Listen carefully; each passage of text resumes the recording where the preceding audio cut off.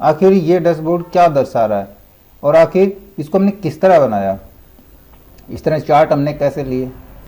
खाली ये वाला डैशबोर्ड ही नहीं, इस वीडियो में हम और भी अच्छे अच्छे डैशबोर्ड इसी तरह के बनाने वाले हैं, तो इस वीडियो को लास्ट तक ज़रूर देखिए और पसंद आने पर हमें लाइक ज़रूर कीजिएगा। दोस्तों यहाँ पे दिखा रहा है कि पार्टनरशिप, यानी कि दो बैट्समैन की जो पहली पार्टनरशिप है, जो पहली विकेट की पार्टनरशिप है, उसमें रोहित शर्मा और केएल राहुल ने मिलकर 21 रन बनाए, जिसमें रोहित शर्मा ने 16 और केएल राहुल ने 5। तो उसी हिसाब से इनके बार दिखा रहा है। दूसरी विकेट की साझेदारी में रोहित शर्मा ने 9 रन बनाए, विराट कोहली ने 16 रन बनाए, ये उनके बार दिखा रहा है। इसी तरह तीसरी विकेट के साझेदारी, चौथी विकेट के साझेदारी और पांचवी विकेट के साझेदारी, ये उनके रनों के हिसाब से यहाँ पे बार जनरेट हुए हैं। ऐसे ही हमने इस मैच को 10 ओवर का लिया है, 10 ओवर के हिसाब से हमने बनाए, प्रत्येक ओवर के रन, किस ओवर में कितने रन गए, उस हिसाब से इनकी बार भी दिखा रहा है। और फिर हमने बैट्समैन के इंडिविजुअल रन भी दिखाए। रोहित शर्मा ने 25 रन बनाए, 14 बॉलों का सामना किया। केएल राहुल ने 5 बॉल 5 रन, विराट कोहली ने 16 बॉल में 34 रन बनाए। तो इस हिसाब से हमने उनके रन भी कैलकुलेट करे हुए हैं। यहाँ पे 34, हम विराट कोहली का 1 रन और बढ़ा देते हैं, हम यहाँ पे कर देते हैं उसके रन 11।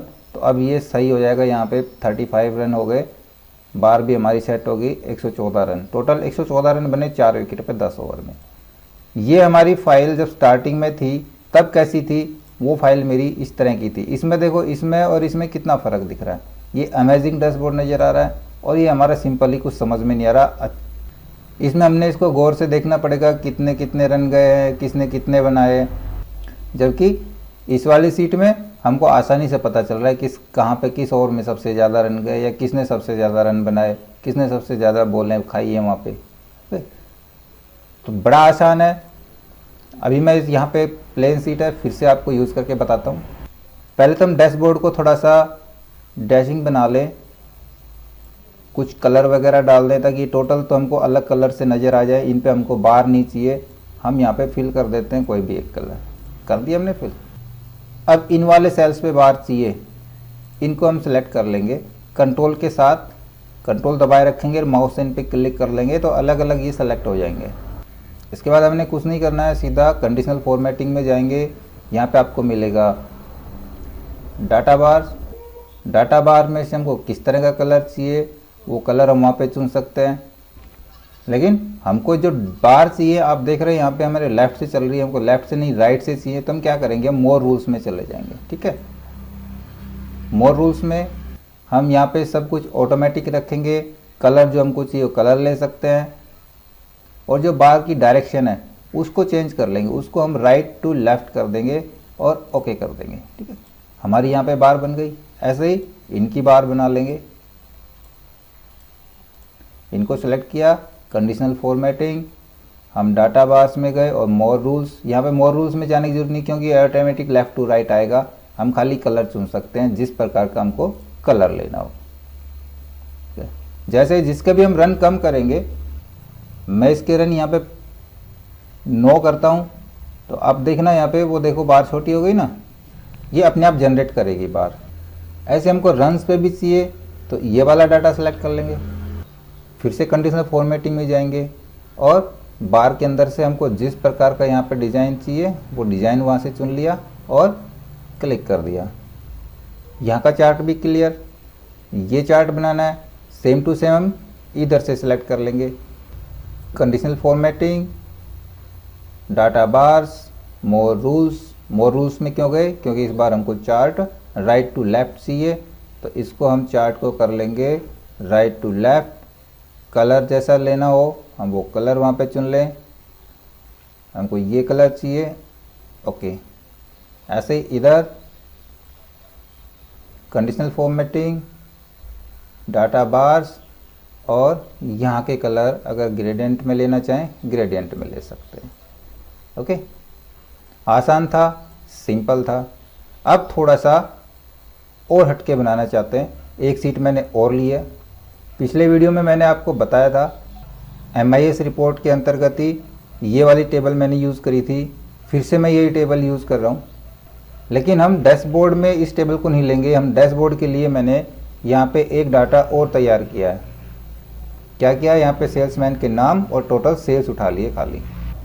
लेकिन इन टोटल सेल्स को हम ऐसे मैनुअली कॉपी पेस्ट नहीं करेंगे। मैंने किस प्रकार लिए, मैं यहाँ से इसको डिलीट कर लेता हूँ एक बार। देखो मैंने डिलीट करे तो यहाँ भी कुछ चेंज हो गया, यहाँ भी मैंने कुछ कंडीशंस लगाई हैं, वो भी मैं आपको समझाता हूँ। सबसे पहले समझाऊंगा कि मैंने यहाँ पे सेल्स किस प्रकार लिए। मैंने सीधा इज इक्वल टू और ये टोटल सेल वाला ये सेल उठा लिया, आ गई हमारी टोटल सेल, और इसको मैंने नीचे तक ड्रैग कर लिया। ऐसा क्यों किया, क्योंकि जब अगर हम किसी की सेल यहाँ पे चेंज करेंगे तो ये भी चेंज हो जाए। अब ये फॉर्मूला देख लेते हैं, ये हमारा एवरेज सेल क्यों दिखा रहा है। ये मैं कंप्लीट यहाँ से फिर से डिलीट कर देता हूँ और मैं यहाँ फॉर्मूला यूज़ करूँगा कि इज इक्वल टू, बल्कि मैं यहाँ से सारा कुछ ही हटा लेता हूँ। यहाँ पे जो मैंने रूल्स लगाए हैं वो सारे रूल्स मैं क्लियर कर लूँगा। क्लियर रूल्स सिलेक्टेड सेल, ठीक है। अब सारे रूल्स यहाँ पे क्लियर है। मैंने यहाँ पे यूज़ किया था इज इक्वल टू इफ़, हमने इफ़ की स्टेटमेंट दी थी, उसमें हमारा लॉजिक टेस्ट मैंने लिया था इसको, ठीक है, कि ये हमारा लेस देन 50, अगर 50 से कम सेल होती है किसी की तो देन मैंने वहाँ पे डाल दिया पुअर सेल, और डबल कोट्स हम क्लोज कर देंगे। एक कंडीशन हमारी आ गई, फिर से हम कोमा यूज़ करेंगे, हम यहाँ पे लगाएंगे फिर से इफ़ ब्रैकेट स्टार्ट, फिर यही हमारा लॉजिक टेस्ट हो जाएगा, इसी सेल को देंगे। ये हमारा इस बार लेस देन 100, तो ये सेल दिखाएगा, यहाँ पे कर देंगे एवरेज सेल, डबल कोट फिर से बंद, फिर कोमा, फिर तीसरी कंडीशन यूज़ करते हैं इफ़ ब्रैकेट स्टार्ट, फिर से हम लॉजिक टेस्ट यही ले लेंगे।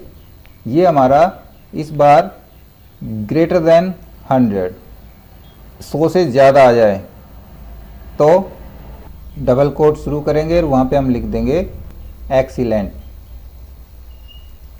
और डबल कोट बंद, एक स्टेटमेंट बंद, दूसरी बंद और तीसरी बंद। 3 इफ़ की स्टेटमेंट शुरू करी थी हमने, तीनों बंद कर दी।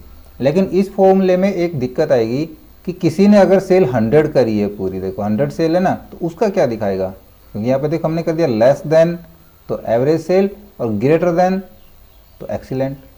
अगर 100 का कुछ नहीं, फॉल्स आएगा, तो हम क्या करेंगे, हम यहाँ पे less than is equal to कर देंगे, तो क्या होगा, ये 100 एंड उससे कम, यानी 100 और उससे कम का ये एवरेज दिखाएगा। फॉर्मूला कंप्लीट और एंटर। तो ये दिखा रहा है एवरेज सेल, क्योंकि ये हमारी सारी 50 से 100 के बीच की सेल है। नीचे तक मैं फॉर्मूला ड्रैग कर लेता हूँ, सभी की एवरेज सेल है। अगर किसी की भी सेल हम यहाँ पे कम करते हैं, इसने बैग ओनली मान लो 10 बेचे हैं, तो यहाँ पे देखो ये दिखा रहा है पुअर सेल, दिखा दिया। ऐसे ही अगर किसी की एक की सेल बढ़ा दें, इस लास्ट वाले की मैं कर देता हूँ, इसने सूटकेस बेचे हैं 49, तो इसकी सेल 100 से अबव हो गई, तो ये दिखा दिया इसने एक्सीलेंट।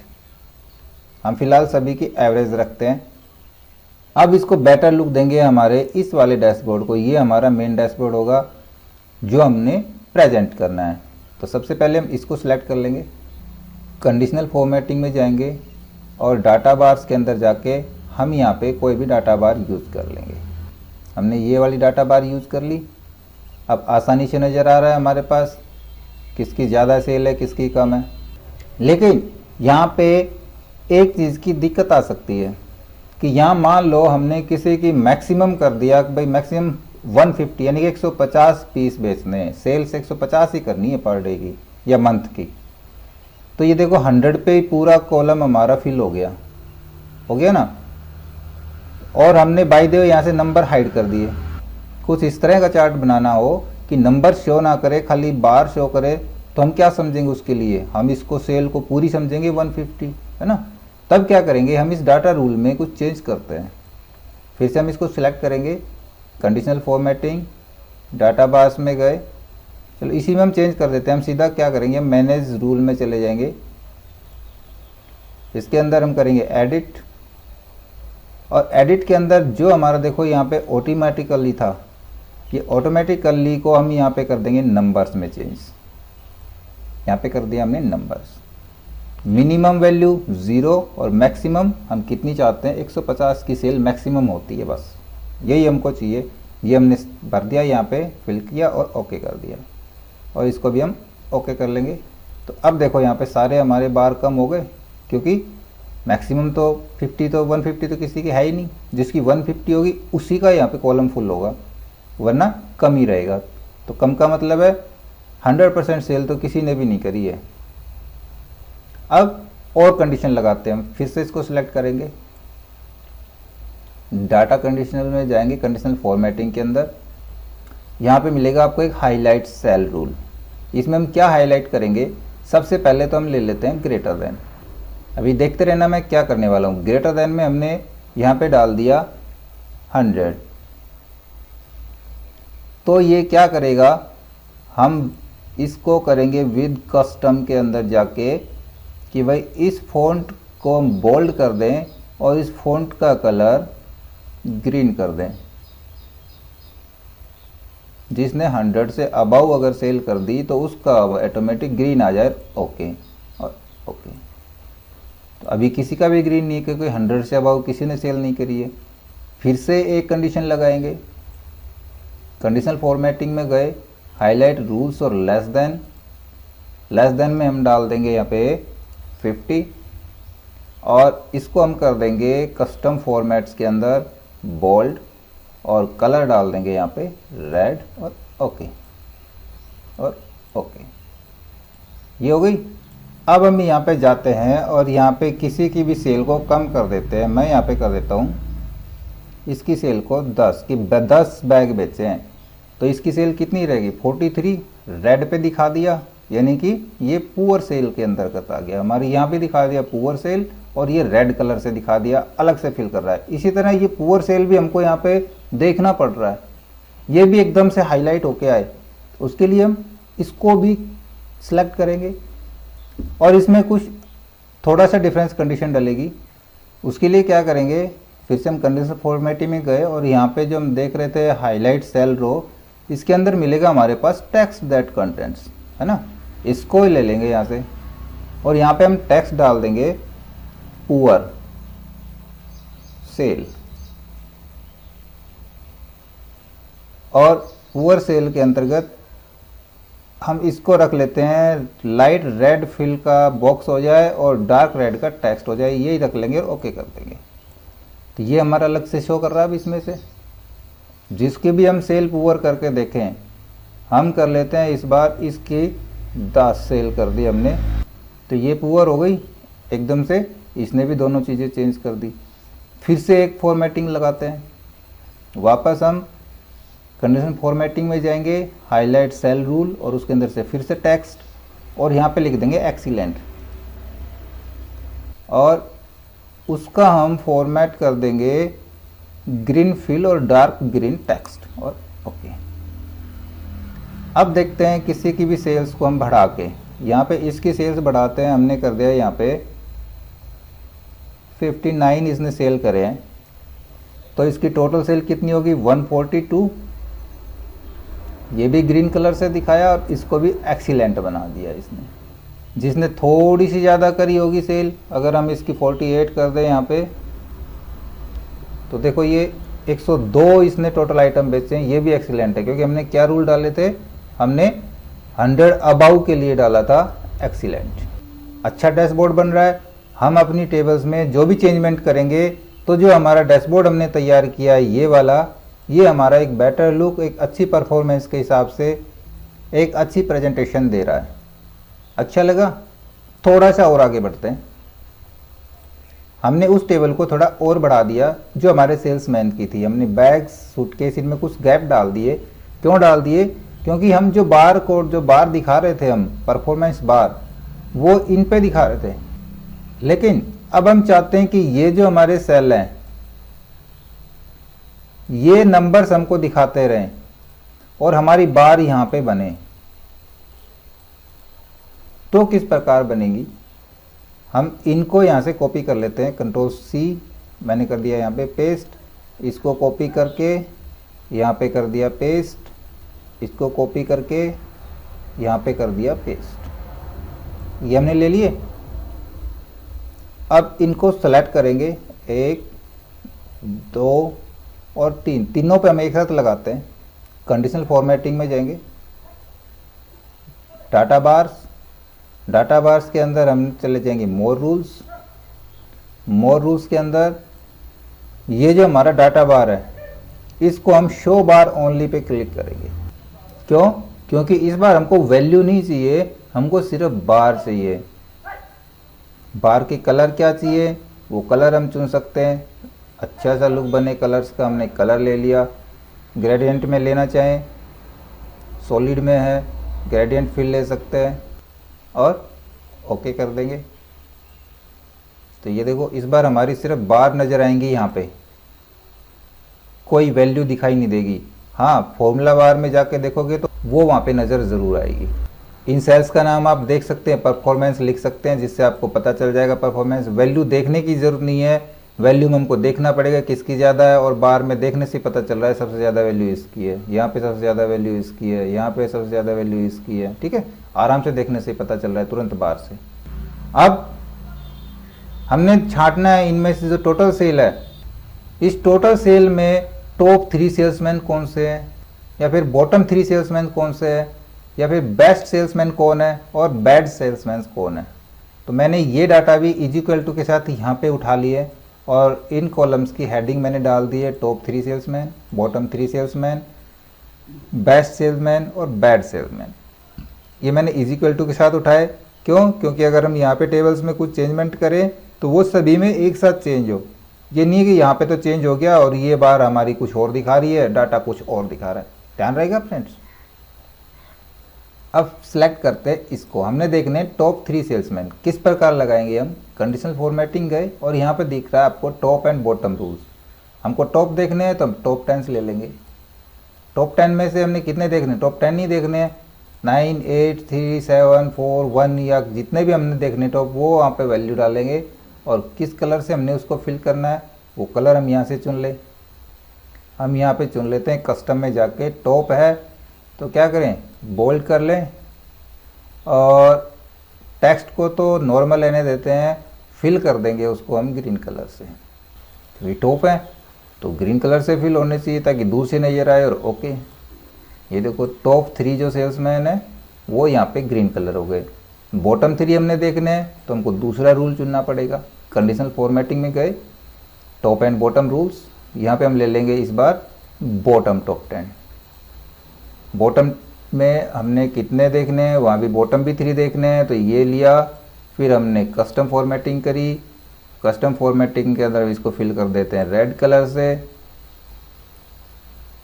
इसको थोड़ा सा लाइट रेड ले लेते हैं, ये ले लेते हैं ऑरेंज, और फॉन्ट भी इसका बोल्ड कर देंगे, ओके कर लेंगे और ओके। ये हो गए हमारे बॉटम 3 सेल्समैन।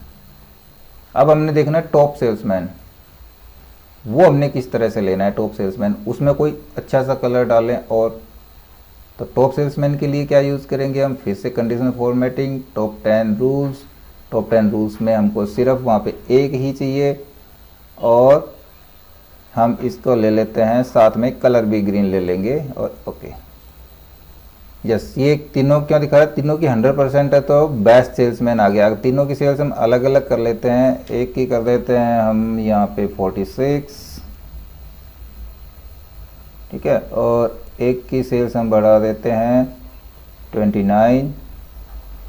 तो अब ये देखो एक ही दिखा रहा है जो टॉप सेल्समैन है, क्योंकि वो तीनों इक्वल थे इसलिए वो 3 कलर उसने दिखा दिए थे।